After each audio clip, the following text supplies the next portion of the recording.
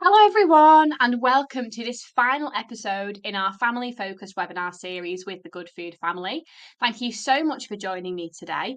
And this final webinar is going to look at breaking the convenience cycle. So, what is the convenience cycle? So, the convenience cycle is that same logic that we go round and round and round in our heads, which brings us to the same conclusion every time that convenience foods are the easiest choice. So, if this is ringing for you and ringing familiar, we're going to have a look at what this means and what we can do about it. So, let's have a look a bit more at the cycle. So, the first step is knowing that you've got a family to feed, but you're met by a barrier.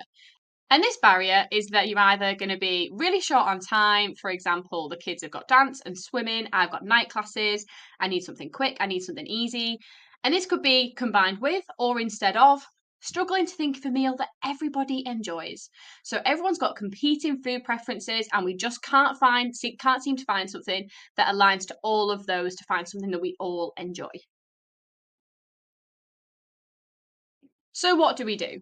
So for many of us, the gut instinct is to think, oh, I'll brainstorm a new meal. I'll think of a better meal, a tastier meal for the family to try. Brilliant. Let's go with that. But then consciously or unconsciously, we might think, oh, hang on. If I do that, there's this risk that they might not like the food. And along with that, it means I've wasted time on cooking and I've wasted money on ingredients. And I can't afford to do that. It feels like a waste of time and a waste of energy. And then we also might incur a mealtime conflict because not everybody is happy with what we've got at the dinner table today. But if I buy a ready meal or a pizza or I get a takeaway, then I know everyone's going to like it. It means there'll probably be no arguments. And arguably, it's a better spend of money because we're definitely not going to be throwing it away. It takes less time and effort from me to have to organise, and I can get on with other things. So, in previous webinars, we've talked about having these piles of laundry that we've always got to get on with. So, if we order in, or if I just do nuggets and chips and throw them in the oven, I can get on with that whilst it's cooking. And for having picked that for tea, look at that. What an easy mealtime that was.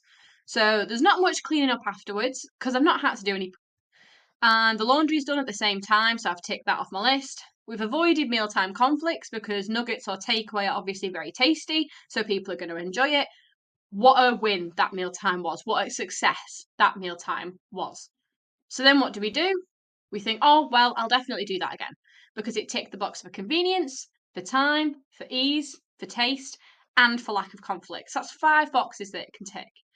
And so you can sort of see how this feeds back into the cycle again and again when there's that trade off between, well, I've not got much time. I don't really want to have so much effort in.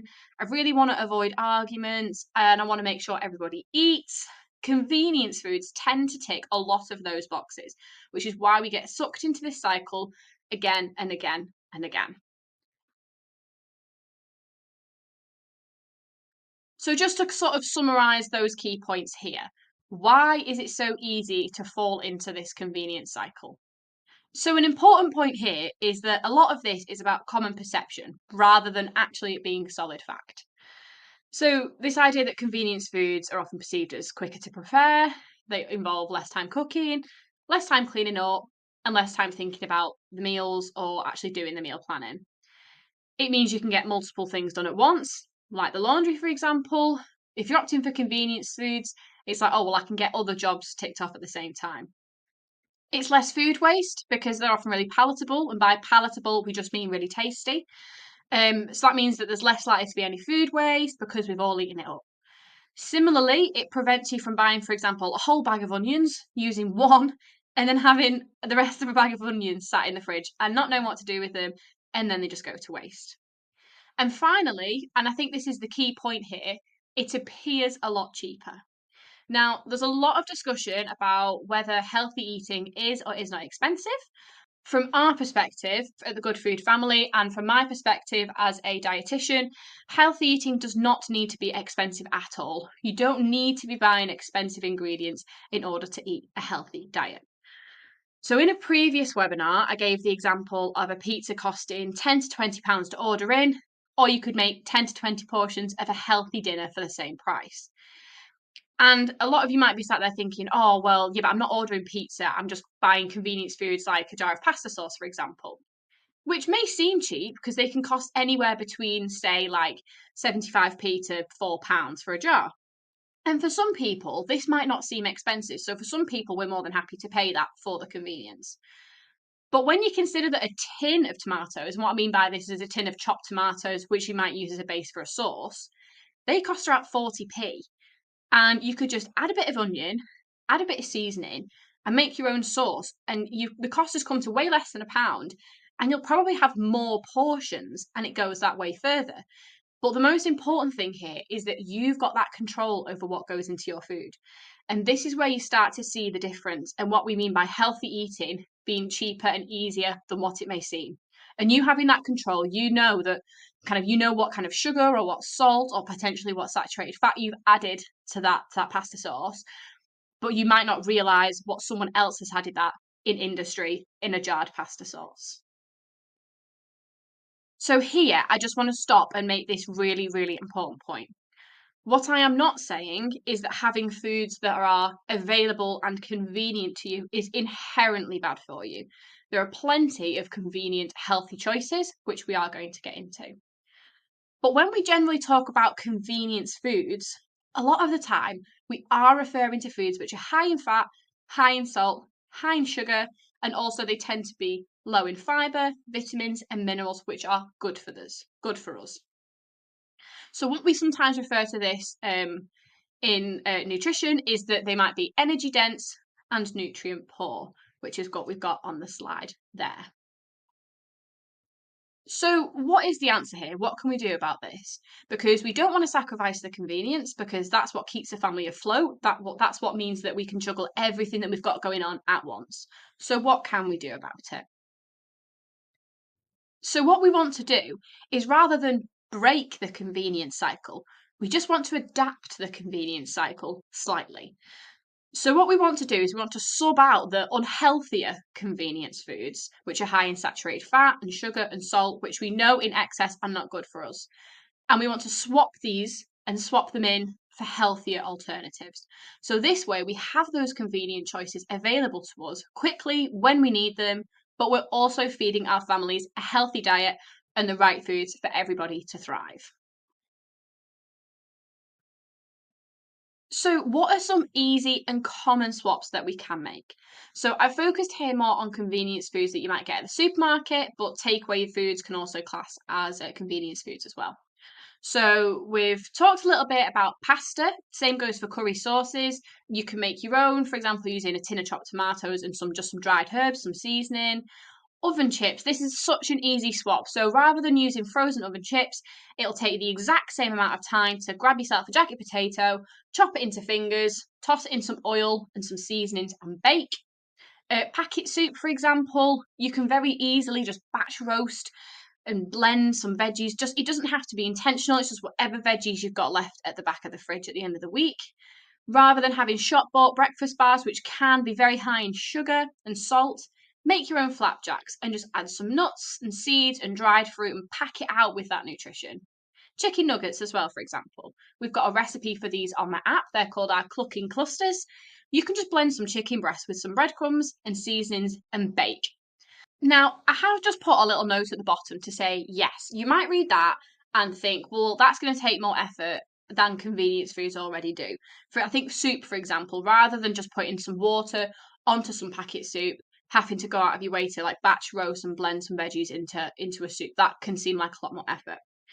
But the health and cost benefits from choosing to have that batch roast and blended veggies over the packet soup, that's what vastly outweighs the choice for a dried packet. And it's about acknowledging that yes, it might take a little bit extra effort and it will definitely feel like more effort at first if you're not used to it. But this extra effort is what we put in to prioritize our health, to prioritize our family's healthy eating, and it also helps us to save some pennies as well. So, what tactics can we put into place to actually help us to do this and to implement healthy convenience foods day to day? So, my first top tip is to just take advantage of frozen and tinned fruits and vegetables. So, quite often, frozen and tinned fruits and veggies come pre chopped. So, maybe for fruits, we've got blueberries and raspberries. There's tons of veggies, so peppers and onions and broccoli, green beans, sweet corn, peas, even frozen stir fry veg mixes. They're brilliant to just grab a handful and shove them in. No effort required, no chopping required, and you can cook them straight from frozen and they won't go off. Similarly, tinned sweet corn, peas, carrots, peaches, mandarins, pineapples, pears, for example, they're all pre chopped. You can just drain them, give them a rinse if they've been kept in some syrup, and they're ready to eat there and then. So, like I just kind of mentioned there, tinned and frozen don't go off. They are often cheaper comparably than fresher versions. They hold their nutrients a little bit better sometimes because they've been frozen, so put on pause straight from harvest. So your nutrients haven't declined as they've kind of been brought into the shop, and that time difference between harvest and when you eat it. Freezing them or popping them in a tin helps like press pause on that so you keep all those nutrients. And it's also great because it means you get loads of variety out of season. So you don't tend to find like peaches or cherries or mandarins in the fresh section all year round, but you'll definitely find them in the tin section all year round. So it's always a triple win for frozen and tinned vegetables and fruits. Similarly, just knowing how to use your freezer as efficiently as possible is a great way to make cooking more efficient on the whole. So, one example is freezing meats like mince or chicken breast, freezing them as flat as you can get them. So, for example, you can pound your chicken breasts before you freeze them, or you can pop mince into a freezer bag and then put it out nice and flat. Because this means, as a general rule of thumb, they will defrost quicker because they've got more surface area, so you can just bring it out and it's not trying to defrost like a massive bulk, which you might get if you're popping it in a Tupperware. So freezers are brilliant when it comes to convenience, so make sure you do take advantage. Appliances as well, they can obviously add another level of convenience. So air fryers are a massive thing. They can offer faster cooking, so that can help with convenience. Similarly, most of us will have a microwave, so you can just heat over leftovers really quickly without having to use the hob. You can walk away from it. Both these appliances are actually very, very cheap to run as well from an energy and a cost perspective. If you've got a slow cooker and it's safe to do so, you can do all your food prep in the morning, just pop it all into the slow cooker and allow the dish to cook slowly throughout the day. And this is also really good for developing flavour because you're doing it slowly. Similarly, with rice cookers, I love my rice cooker. It means that I can put the rice on, walk away, and get on with other things. But I also know that it's cooking, but I'm not worried that it's going to bubble over onto the stove and that I need to keep that extra eye on it. But the most important thing about buying appliances that you might not already have is you need to think about ones that are going to genuinely support healthy eating for your family. So if your kitchen is small, then filling it with appliances might just take up counter space. And that's something you need to think about because it might be really inconvenient and you might not end up with any space to actually do anything. And that's going to be really annoying. Similarly, if you've not got loads of disposable income, maybe spending hundreds of pounds on an air fryer isn't maybe the best way to go to begin with. But rice cookers, they can cost around £20. So that might be a better investment to begin with. So when you're buying appliances, you've really got to consider your own habits, your own kitchen space, and your own income, and what is actually going to support you best. Pre-soaking your grains is such an easy hack, which I think a lot of people overlook, and it can make cooking so much more convenient later on.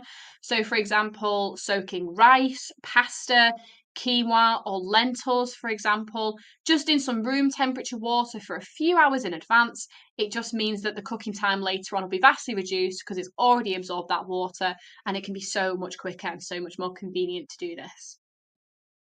Buying in bulk is often cheaper per gram. So for products like nuts and seeds, pasta, rice, flour, oil, even eggs as well. And not only is it cheaper per gram, but it's also more convenient because you don't need to go to the shop as often for these products. The only thing I'd say is just to make sure you've got enough storage space. So similar to appliances, really, especially if you're buying anything perishable, so like butter or cheese, fresh fruits and veggies. If you're buying these in bulk, these can be cheaper, but consider if you'll get through them in time. And if you don't think you'll get through them in time, have you got the time to batch cook them into something else? Have you got time to blend down some soft strawberries into a smoothie mix for later or not? All these wider considerations, but buying in bulk can definitely make it cheaper for certain products. Take advantage of quick cook proteins. So, what I mean by this is things like beans and pulses, prawns and eggs. They all take less than 5 minutes to cook through. So, this is another great way of speeding up that process. So, similarly to how we were saying to freezing your meat flat, that helps to save time. But also, like I say, these can be cooked in less than 5 minutes. So, that can really speed up meal prep as well. Now, another great freezer hack, which I love, is to create this idea of a dump bag. So, I think I've spoken about these briefly in a different webinar, and this will need to be done in advance, but it can be a game changer on busy days. So, the idea is that you take a freezer bag and you fill it with kind of your ingredients for a dish. You will chop these in advance. For example, you might add strawberries and banana because that might be your smoothie dump bag, or you might add some frozen onions and peppers and broccoli and chicken to another bag as like a curry dump bag. And then on the day, there's zero prep needed because you can just dump them right in. So you can dump the smoothie bag straight into the blender with some milk, or you can dump your curry bag straight into the slow cooker or into the pot on the stove, and it'll just cook straight away for you. So that's a great one for if you've got a bit of time once you've done the food shop, but you won't have time on the day. And it doesn't have to take that long necessarily. And what I said in the last webinar where I spoke about this is using frozen fruits and veggies is another great way to make this quicker. Like I say, they come pre-chopped, so you don't even have to do any chopping. You can just take a handful of frozen onions, handful of frozen peppers, handful of frozen chicken breast, and you've already got your dump bag for your chicken curry for later in the week. And finally, just simply scaling up the portions of the dishes you're making anyway is a great way to make life more convenient down the line. So, making double or triple portions. So, rather than making 4 portions of pasta sauce, make 8 portions and then freeze the extra 4 to use next week on a busy night. Because it means you're cooking pretty much for the same amount of time, but you're getting double the reward in doing so. And it just takes that time away from next week and away from the meal prep from next week. So, how might this all look in practice? So these are all recipes from the app. That's where I've got the pictures from, so you can go and find them if you would like to. So, for example, batch cooking healthy bakes in advance. So that means things like we've got some muffins there or some flapjacks, and they can just be done once and sit to one side. So, as the convenient snack there, Mum, I want a snack, Dad, I want a snack. You can just grab that and give that to them straight away rather than having to make something there and then. Triple portions of sandwich fillings, like I say, if you're making it for a Monday night anyway, for Tuesday's lunch, just make extra and it'll see you through the week and you've not actually had to put in that much effort. Making a dump bag for like fruit mixes makes a great smoothie as well. Or going for veggies and dip because that doesn't take much effort to just chop up some carrots and put some pair it with some hummus. Batch and base techniques, which we spoke about in a few webinars ago, but using those batch and base techniques and then doubling up on portions to take the effort from next week. One pan dishes and tray bakes. These are brilliant because it's not much washing up. And especially for tray bakes, you can just throw it all in, walk away, get on with some laundry, and then come back and it'll be done in about half an hour. Same convenience as putting in nuggets and chips, but far outweighs the health benefits. So, just to summarize the points that we've been talking about today, why do we want to prioritize healthy convenience? So, healthy convenience strikes the best balance that we can get between supporting your health and well-being and keeping your lifestyle convenient. There are plenty of kitchen hacks that you can adopt to support this, like what we just spoke about. And even though it might feel like that bit more effort when you first begin, in the long run, it'll become so habitual. And as you get more familiar with recipes and more confident with how you're meal prepping and what techniques suit you best, this will become so habitual and you won't even notice that you're doing it anymore in the long run. So, thank you so much for joining me today and throughout the whole series. You can find loads of more resources on our app, including the recipes that I've shown you today, as well as our guides section, and you can read up on whatever topic you would like to, whenever you would like to. So, this is the end of the webinar series. So, thank you so much for enjoying and engaging in this series with me. We really hope you found it helpful. So you'll want to keep an eye out, because what we're going to do is send out a chance for you to submit your questions to me, and we'll be picking them up in our new podcast series. Thank you so much for joining me. See you next time.